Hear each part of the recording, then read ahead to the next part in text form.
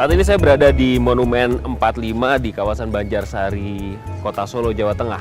Percaya atau tidak, tempat yang menjadi taman kota yang nyaman saat ini dulunya penuh dengan pedagang kaki lima.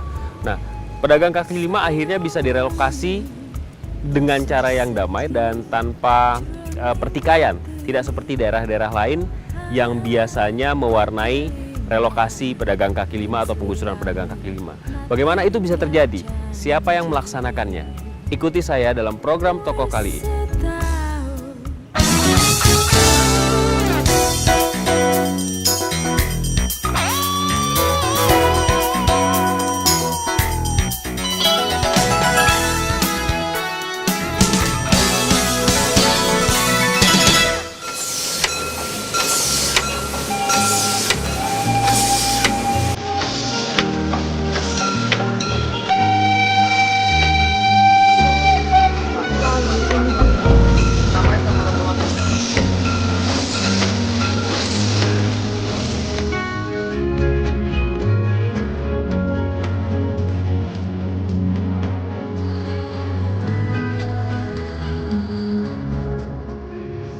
Joko, apa kabar? Selamat siang, gimana Pak itu? Baik, ini pemirsa, wali kota yang dapat 90% perolehan suara itu ilmunya apa, Pak? Ilmunya apa? Ya, ilmunya selalu dekat dengan masyarakat, selalu berkomunikasi dengan masyarakat, selalu ada di masyarakat, saya kira itu aja. Jangan lama-lama di kantor lah gitu. Pak Joko itu kan sarjana Teknologi kayu, kehutanan. hutan ya? Iya, kehutanan. Kok bisa melenceng jadi politisi, jadi birokrat gitu, gimana ceritanya? Ya, adalah saya setelah lulus dari teknologi kayu, kemudian masuk di bisnis ekspor mebel dan Mebel ya? Masih ada hubungannya tuh mebel sama dan kayu? Masih. Kemudian setelah 21 tahun di situ, yaitu 5 tahun yang lalu, saya didorong untuk Maju. gitu aja kira-kira. Memang kita sambil jalan, Pak ya. Kita akan melihat Solo setelah dipimpin sama Pak Jokowi nih. Katanya banyak terobosan-terobosan yang sudah dilakukan. Pak, 5 tahun yang lalu ya, Bapak mulai maju sebagai calon waktu itu, calon wali kota. Kenapa memilih menjadi politisi, Pak? Enggak, sampai sekarang pun saya nggak merasa jadi politikus, enggak. Oke. Tetap seperti ini. Sekarang jadi petugasnya rakyat, menjadi petugasnya partai, itu saya lakukan apa adanya gitu aja. Sebisa saya. Nah, niat Bapak ketika awal pertama 5 tahun yang lalu di masa bakti yang pertama mau maju gitu. Cita-citanya apa sebenarnya? Cita-cita awalnya? Cita-cita awalnya saya melihat kota saya, kota Solo, kurvanya kok menurun gitu. Tidak berubah ke tempat yang lebih baik. Saya tergerak untuk itulah gitu aja kira-kira. Dan harus menjadi wali kota ya, menurut Bapak ya? Ya mau tidak mau, karena kalau nggak mau mempunyai power untuk merubah kota, power itu didapatkan kalau kita jadi wali kota mestinya. Iya. Nah, yang kembali ke masalah 90% itu. Ini terjadi karena memang Bapak melaksanakan kerja yang bagus buat masyarakat, sehingga 90% dari mereka memilih Anda. Ya, adalah saya ini kan diberi tugas oleh masyarakat. Diberi tugas untuk bekerja oleh masyarakat. Ya saya bekerja gitu aja. Saya nggak mikir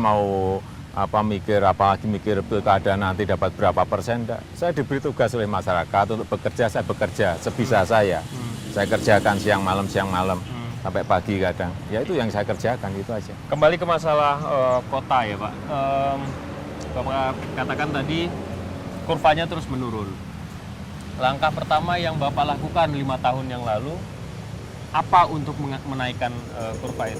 Yang pertama yang kita lakukan ya membuat perencanaan yang baik. Konsep plan kota untuk 5 tahun ke depan seperti apa, 10 tahun ke depan seperti apa, atau 20 tahun ke depan seperti apa harus disiapin dong. Kalau enggak kita kan nanti bekerjanya meloncat-loncat. Kalau saya biasa bekerja seperti itu, action plan, action segera gitu aja. Bicara soal relokasi pedagang kaki lima yang semua orang mengagumi apa yang Bapak lakukan terhadap pedagang kaki lima di Solo. Apakah itu sebelumnya sudah direncanakan? dan Bapak sudah punya konsepnya?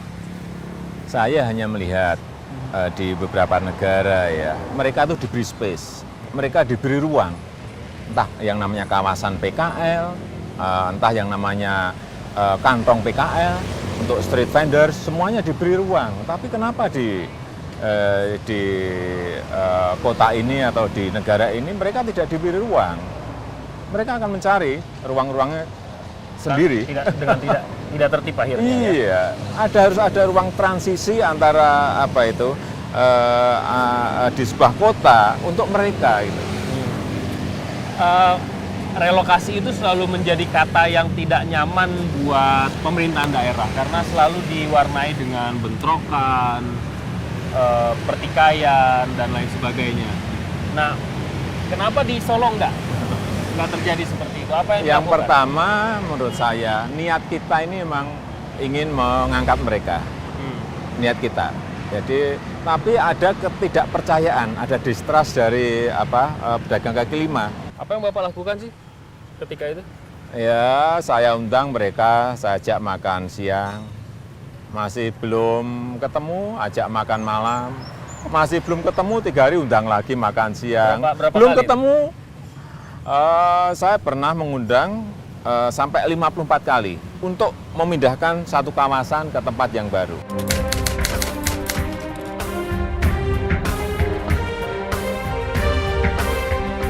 itu? 54 kali makan? Iya, itu baru ketemu. Jadi ada yang namanya pendekatan kelompok dilakukan. Kemudian kan ada yang vokal, 1, 2, 3, 4, 5 pasti ada yang vokal. Kemudian pendekatan personalnya juga ada. Kemudian kita harus ngerti, tahu kebutuhan mereka, tahu keinginan mereka apa. Kemudian dibuatkan sebuah proposal lapangan. Jangan sampai kita ini top down ya, tahu-tahu langsung pindah. Padahal nggak tahu sebenarnya problem mereka Jadi apa, masalah mereka apa.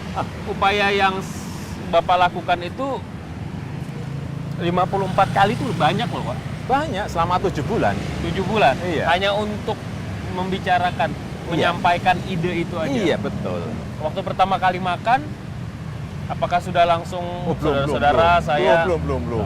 Makan siang itu yang pertama saya ajak makan siang, setelah itu saya suruh pulang. Lupa nggak ada dialog, katanya mau digusur. Loh, saya hanya makan siang kok.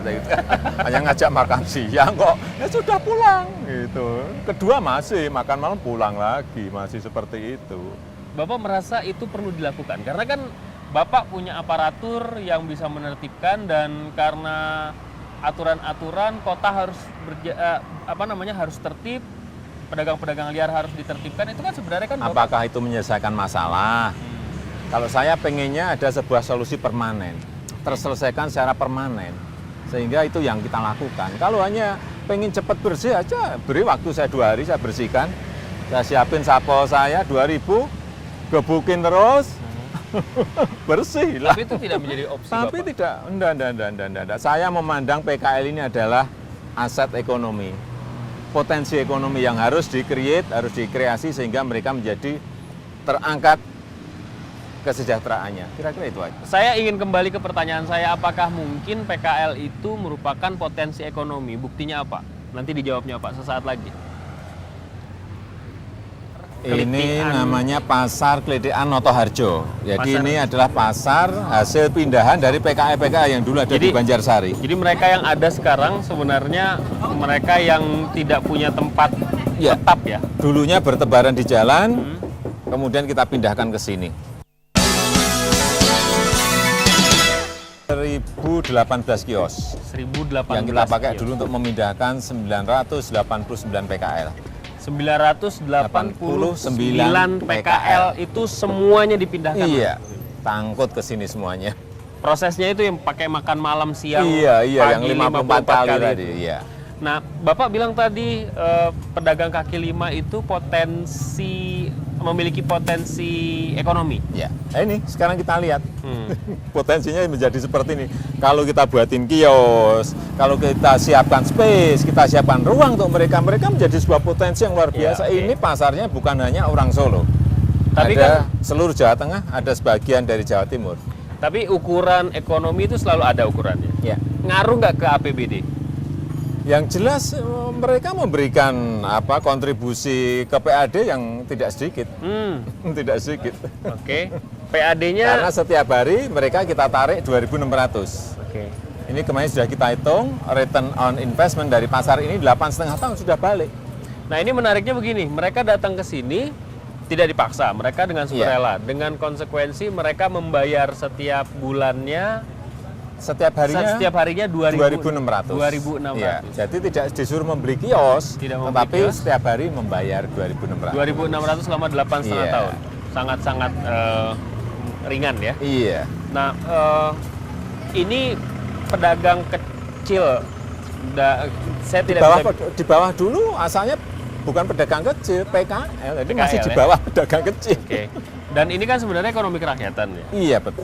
Dibanding dengan sektor lain misalnya pariwisata gitu, Ya. atau apapun lah, pedagang seperti pedagang pasar ini memberikan sumbangan yang signifikan nggak? Iya, di Solo sebelum pasar-pasar ini dibangun, kontribusi ke PAD-nya 7,8. Setelah 7,8. dibangun sekarang 18,2 miliar. Itu baru berapa? 4 tahun. Baru 4 tahun 4 ya? tahun. 18,2 miliar. Padahal hotel hanya 6 miliar. Oke. Terminal hanya 2 miliar. Parkir hanya 1,8 miliar. Reklame hanya 4 miliar. Jadi ulangi lagi bahwa selama 4 tahun kalau misalnya digarap secara serius itu bisa meningkat 2 kali lipat. 2 kali lipat lebih. Dua kali lipat, ya. 7,8 ke 18,2. Ini ekonomi kerakyatan seperti ini, Iya. pedagang betul, pasar dan betul, seterusnya. betul, ya. betul. Kita tanya siapa pedagang. Ini Bapak pedagang di sini. Nah, Yang mana, nanti Pak? yang anu aja. Nanti saya anukan yang dulu yang tokohnya di sini. Oh, Namanya gitu. Mbah Latif, tapi mungkin sebentar lagi datang. Ini Kita lihat. selain pasar ini, Pak, pedagang kaki lima Bapak katakan relokasi sudah 62%. Kebanyakan mereka Bapak bangunkan Kesana, pasar. sambil jalan. Iya. Bapak bangunkan pasar. Jadi pasar lama dibangun menjadi pasar baru. Oh, yang ini enggak, ini pasar baru total. Oke. Tapi Ini selain dulu lahan, itu, kemudian dibangun dibangun. total. selain itu ada pasar lama yang dibangun. Iya betul, ada. Dan pihak swastanya berapa banyak yang terlibat? Yang ikut membangun, join dengan Oh, pemerintah. enggak, semuanya dari APBD. Tidak ada yang dari investor, enggak ada. Ada uangnya Pak APBD Pak? Ada, cukup, bisa. Nyatanya selama 5 tahun ini kita bisa bangun 15 pasar. Baru. 15 pasar selama 5 tahun. Ya, Dari APBD. dari APBD.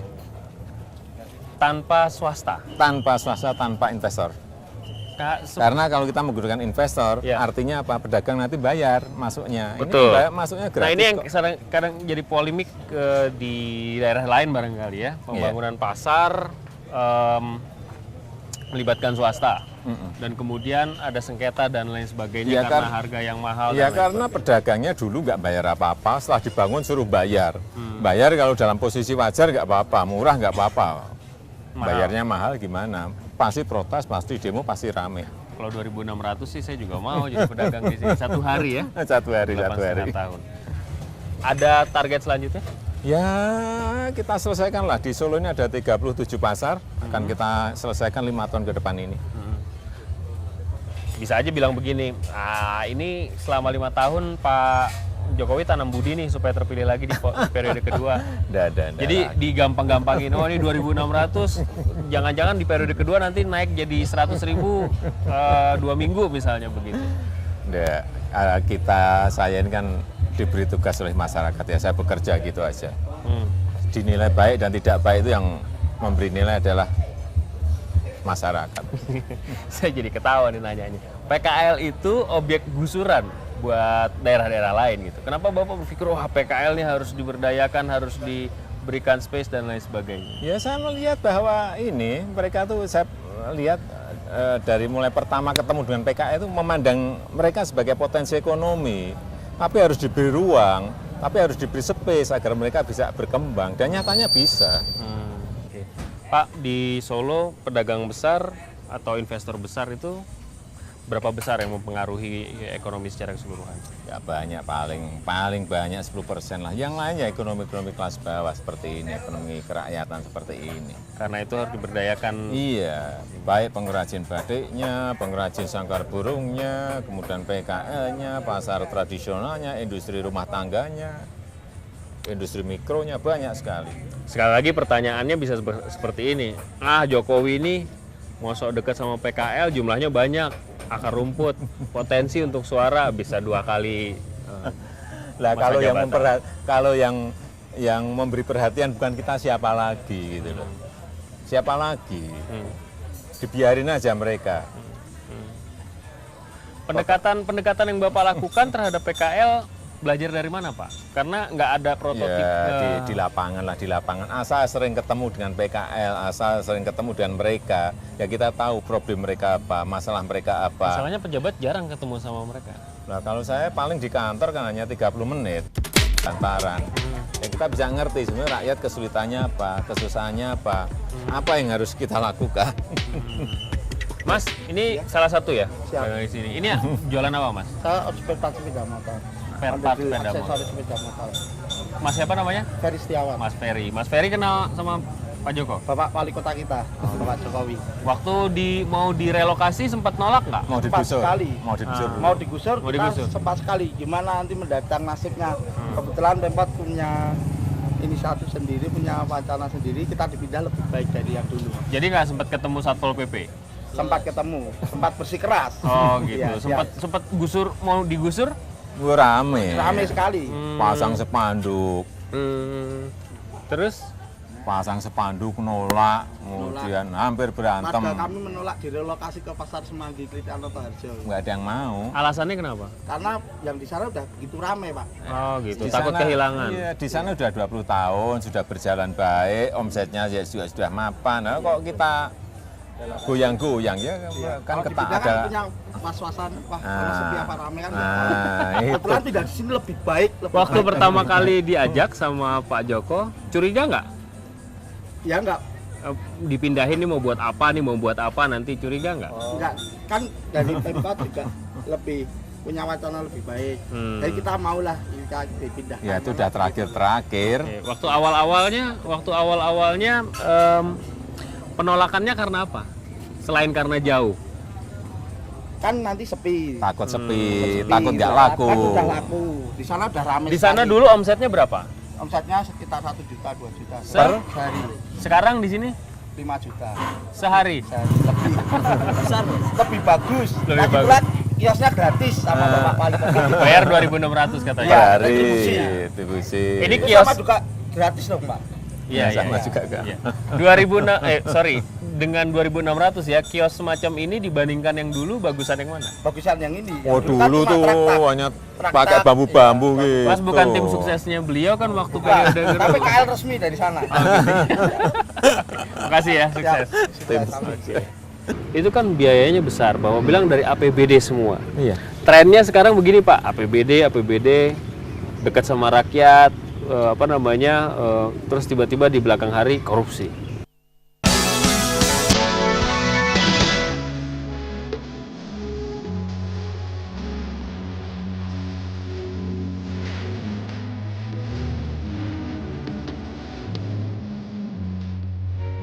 Oke, kita sudah berganti lokasi. Ini di mana Pak? Ini Taman Balai Kambang. Ini sebenarnya sejatinya apa Pak? Sejatinya tempat apa ya? Dulunya ini adalah tamannya dari Sultan. Mangkunegaran yang diberikan kepada putrinya. Tapi sudah kira-kira 40 tahun ini dihuni oleh hunian liar. Banyak sekali, ada 100, mungkin 140-an. Apa aja hunian isinya liar. Pak? Ya komplit, ada yang untuk tempat tinggal, ada yang untuk diskotik kecil, ada untuk kafe, untuk pate pijat, semuanya ada di sini. Daerah hitam kira-kira. Iya ya, siang kesini aja nggak berani, pagi malam. Kita duduk sini Pak ya. Terus kemudian Bapak relokasi juga sama seperti Iya, jadi janjinya Pak, Bapak sini. setelah kita ajak bicara, kita ajak rembukan, selama 2 bulan mereka mau kita pindahkan ke tempat yang lain. Caranya sama. Caranya sama. Makan siang, makan malam. Diajak makan, diajak bicara. Bisa nggak seorang Jokowi tegas? Karena sepanjang kita bicara dari tadi, kayaknya akomodatif sekali sih orang ini. Gitu. Enggak. Saya cerita satu. Pernah ada 6 PKL yang kita bawa ke pengadilan. Karena apa? Sudah kita peringatin lesan, masih bandel. kedua masih Mada, ketiga masih Mada, tertulis pertama, kedua, ketiga masih Mada, langsung kita ambil, bawa ke pengadilan dan divonis 4 bulan Di penjara. percobaan. Percobaan. Iya, tapi paling tidak ini kita ingin memberikan sebuah pelajaran bahwa kota ini ada aturannya. Jangan semau gue.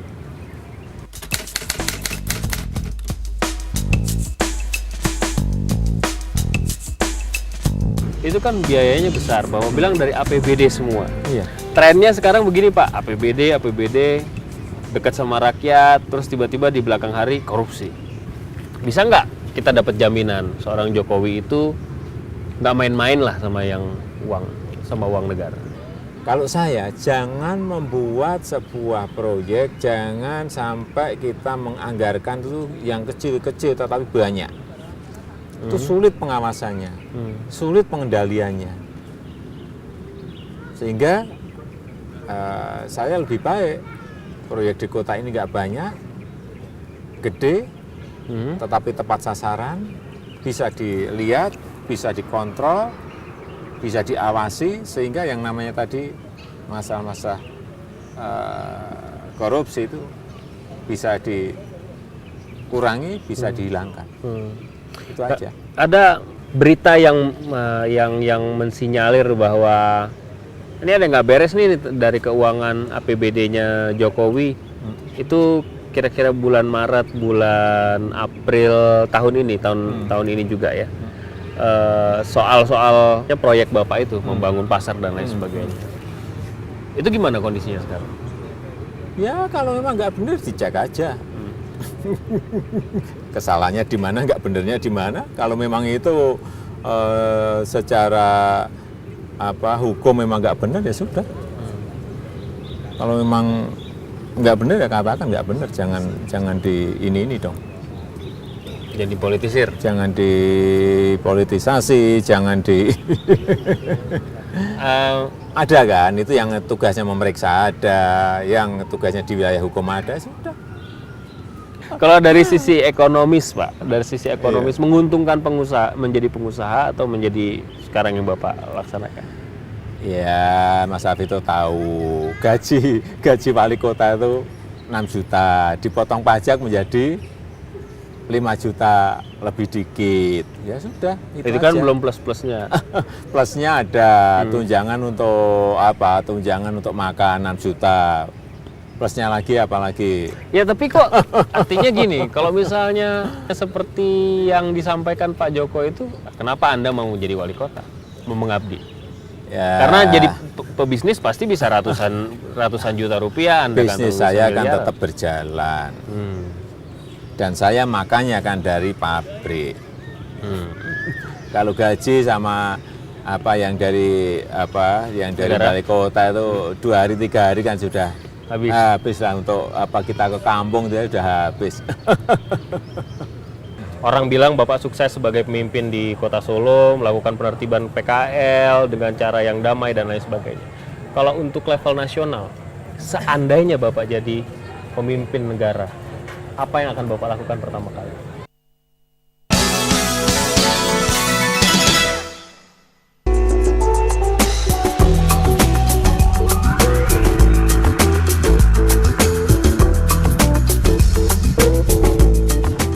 Inilah suasana malam di Kota Solo. Ini tempatnya kawasan apa Pak?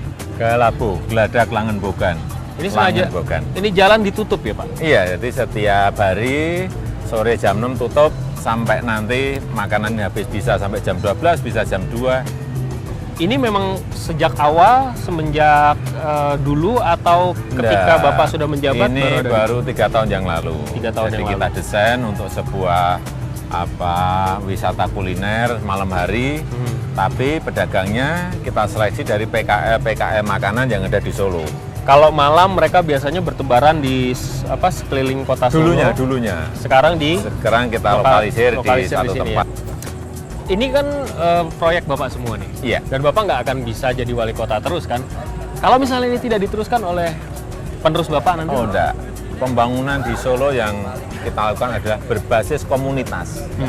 Mereka kita siapkan sebuah desain seperti ini, kemudian kita berikan ke mereka, dan ini dibersihkan oleh komunitas itu, dijaga oleh komunitas itu, dikelola oleh komunitas itu, dan ya terserah mereka, kalau mereka mau mati ya silahkan.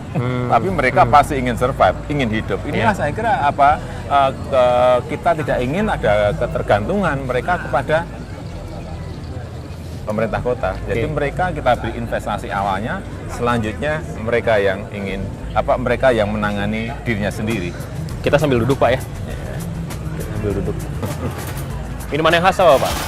Ini ada jahe gepuk, Jahe. ada wedang serai, yang pokoknya yang anget-anget untuk malam hari. Kita bisa pesan Pak.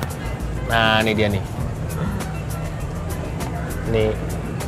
Ini memang dari sananya begini Iya, atau kita itu untuk desain dulu kita siapkan untuk celemeknya, topi kopinya juga semuanya uniform seragam. Tapi sudah 3 tahun yang lalu, harusnya udah ganti. Bentar lagi mau kita ganti. Oke. Minta ini Mas jahe gepuk sama yang jahe kencur, jatah sama mendoan ya. Oke. Ya. Makasih Mas ya. Kasih. Orang bilang Bapak sukses sebagai pemimpin di Kota Solo, melakukan penertiban PKL dengan cara yang damai dan lain sebagainya. Kalau untuk level nasional, seandainya Bapak jadi pemimpin negara, apa yang akan Bapak lakukan pertama kali? Ya, saya kira mengalokasikan sebesar-besarnya untuk yang berhubungan dengan rakyat kecil.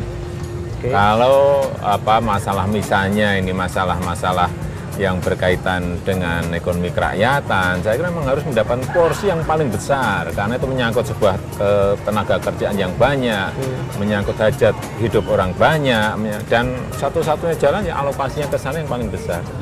Nah, kalau terima kasih. Wah, ini gepuk itu ditumbuk ya. Wah, ini kasih, unik nih, unik. Oke. Tapi orang bisa berkatakan begini, iyalah Jokowi bisa ngomong begitu, Solo tuh kotanya kecil, jumlah orangnya sedikit. Kalau misalnya mereka bisa membuat pasar, bisa mengalokasikan PKL dengan baik, ya karena skopnya kecil. Saya kira tidak begitu. Solo memang kotanya kecil, tapi duitnya juga kecil.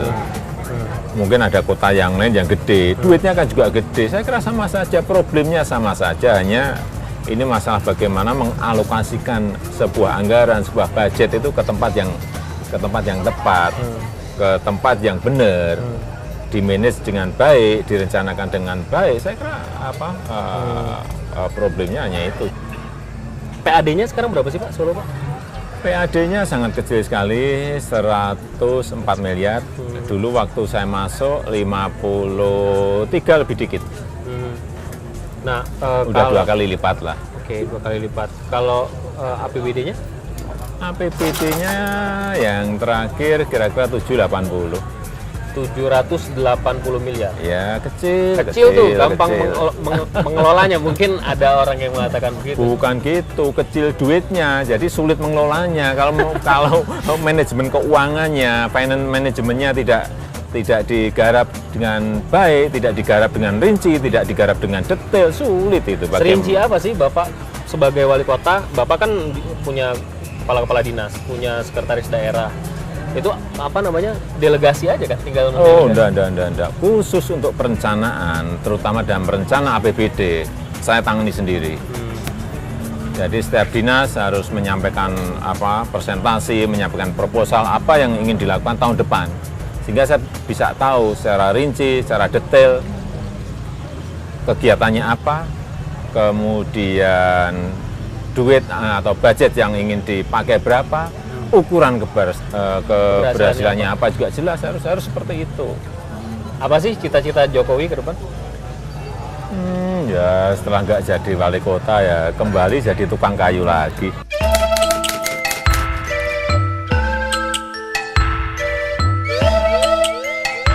Sederhana, simpel gitu aja. Anda tuh selalu menyebut diri Anda tukang kayu. Ya memang tukang kayu. Saya berangkat dulu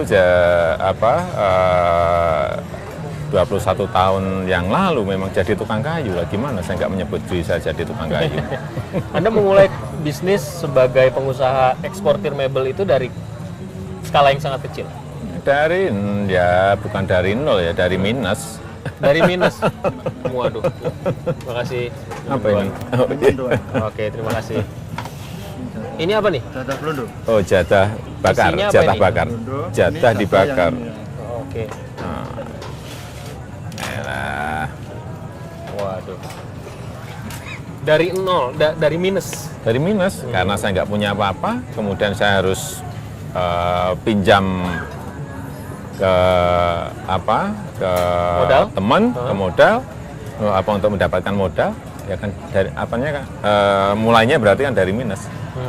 Ini kereta apa namanya, Pak? Ini namanya Sepur Kluthuk Jaladara. Itu kereta lama yang kita restorasi kembali, rehab kembali, kemudian dijadikan kereta wisata.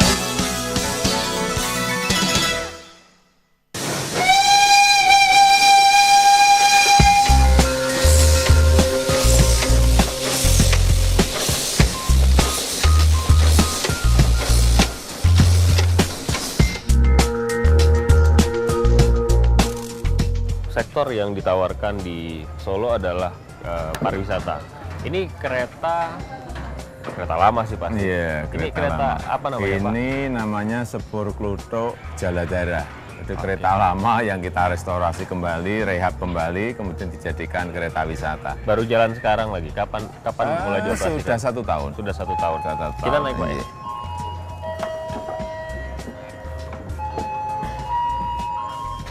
Wah, sudah rame. Tujuannya hanya untuk wisata. Iya, hanya untuk wisata. Yang paling seneng biasanya yang naik bule. Kalau Sabtu, Minggu itu banyak sekali bule-bule yang ingin merasakan transportasi lama ya kan. Ini masuk jalur kota atau hanya Jalur kota. Jalur Jadi kota. masuk jalur kota, kemudian nanti di setiap titik heritage itu berhenti. Oh, ini berarti untuk apa? Fasilitas tur wisata juga, Pak ya? Iya, hanya untuk wisata, Oke. bukan untuk yang lain. Yang Bapak desain atau jadi program Bapak adalah mengangkat kembali Solo sebagai kota budaya dan kota wisata kan? Ya, karena menurut saya investasi di bidang kebudayaan itu nanti bisa mengangkat reputasi kota. Kemudian pada akhirnya menggerakkan ekonomi masyarakat. Kalau misalnya Bapak sukses mengurusi PKL, sekarang juga sudah mulai diapresiasi juga dalam tingkat internasional kegiatan budaya dan pariwisatanya Solo. Nah, buat masyarakat yang esensial, pendidikan, kesehatan, itu Jokowi ada programnya juga. Ya, itu sudah pertama kita buat, karena yang namanya basic need, kebutuhan dasar itu yang pertama ditunggu oleh masyarakat. Sehingga kita mempunyai yang namanya untuk kesehatan, punya yang namanya PKMS, jadi pemeliharaan kesehatan masyarakat Solo. Jadi dibuat kartu, ada kartunya sebentar.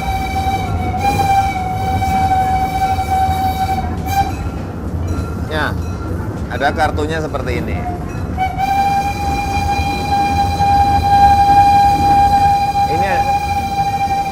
Ini adalah sistem mempersiapkan sebuah sistem untuk jaminan kesehatan yang mengcover seluruh masyarakat yang memohon. Ada yang kartu gold ini kartu gold. yang gold. Ya. Ada kartu silver. Ya. Yang dilayani ada semuanya di sini. Kartu gold itu pelayanan kesehatan tingkat pertama di puskesmas. Ya. Rawat inap di puskesmas. Ada puskesmas rawat inap juga ya. Ada juga. Kemudian ada layanan gawat darurat di puskesmas. Pelayanan tingkat lanjutan di rumah sakit Di rumah daerah. sakit juga ada. Tingkat lanjutan perawatan rumah sakit Iya. pemerintah atau swasta yang ditunjuk oleh pemerintah kota. Pelayanan obat. Ini sudah jumlah membersnya, anggotanya sudah 176.000. 176.000. Iya. Gold itu untuk Gold itu yang untuk sangat miskin. sangat miskin. Silver untuk yang miskin. Silver untuk yang miskin. Ini untuk kesehatan ya. Kesehatan. Jadi kalau saya punya ini, layanan-layanan yang tertera di sini bisa Sudah saya ya, rasakan. tercover di situ. Oke. Ke puskesmas gratis, rawat inap di rumah sakit gratis. Kalau pendidikan? Pendidikan sama, kita ada lagi yang namanya ini BPMKS. Ini ada yang kartu platinum. Oh, ada platinum Ya, juga. kartu platinum itu dari apa? Seragam gratis, sepatu gratis, kemudian buku gratis, dan apa uang-uang sekolah semuanya gratis. Ini yang platinum, Platinum ini untuk yang yang sangat miskin. sangat miskin ya. Ada platinum, ada goldnya berarti. Goldnya ada. Ini ada gold. yang miskin. Yang agak lumayan ya. Iya. Kan Ini yang silver yang abu-abu. abu-abu. Ya menengah, kelas Yang menengah bawah. antara yang miskin dan tidak masih. Tapi kalau masih menginginkan kita beri ini.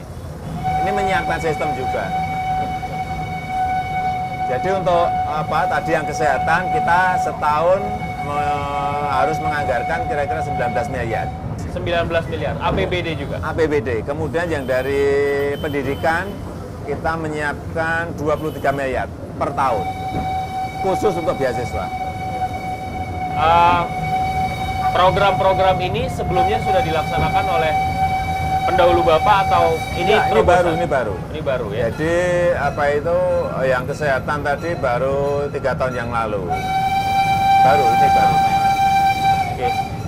Kegiatan-kegiatan semacam ini semuanya dari APBD. Dari APBD, ya. Sekali lagi tidak melibatkan swasta. Tidak, nggak ada. Sudah sampai rumahnya Pak Wali Kota nih. Iya. Ini rumah dinasnya memang merupakan salah satu tempat pemberhentian. Iya, Ada tur masuk ke dalam. masuk ke dalam nanti diterangkan Loji Gandrung ini dibangun tahun berapa, isinya di dalam apa. Wah, ada keseniannya juga tuh. Iya. Ada keseniannya juga. Kita lihat ya sebentar ya.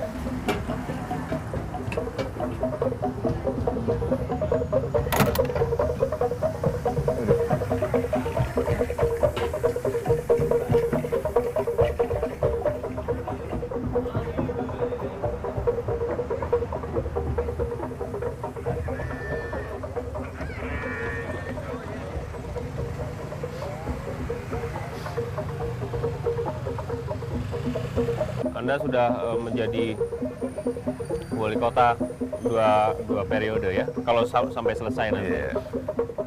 Buat Solo sendiri, cita-cita terbesar Anda apa, Pak? Ya, menyiapkan kota ini dalam jangka panjang untuk menjadi sebuah kota ekobudaya.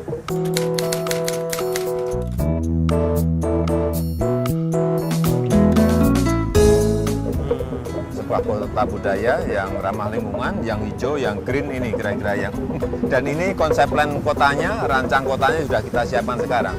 Sehingga siapapun nanti wali kotanya yang meneruskan itu tetap mempunyai guidance, tetap mempunyai panduan untuk melaksanakan, melanjutkan. Bisa juga tidak sama sekali kan, karena yang masing-masing pemimpin kan Tidak, karena yang konsep plan kota ini, rancang kota ini akan kita perdakan. itu cita-cita Jokowi buat Solo. Sekarang cita-cita Jokowi buat Jokowi sendiri. Ya setelah selesai jadi wali kota yang kedua ini ya kembali lagi ke habitat. Jadi tukang kayu. Baik, kita sudah mendengarkan perbincangan saya dan Pak Jokowi selama kurang lebih 1 jam. Terima kasih Pak Jokowi atas kesempatan yang Sama-sama, diberikan. Sukses Tito, atas doa apa yang restunya. dikerjakan. Mudah-mudahan bisa sukses di masa yang akan datang. Amin. Ya walaupun tetap akan kita kritik ya. Pasti harus Iya. ada kritikan yang namanya pekerjaan yang dilakukan oleh Iya, pemerintah. iya. Terima kasih Bapak-Bapak. Sampai di sini tokoh kita akan jumpa minggu depan. Pak, pamit Pak. Ya, terima kasih. Terima kasih.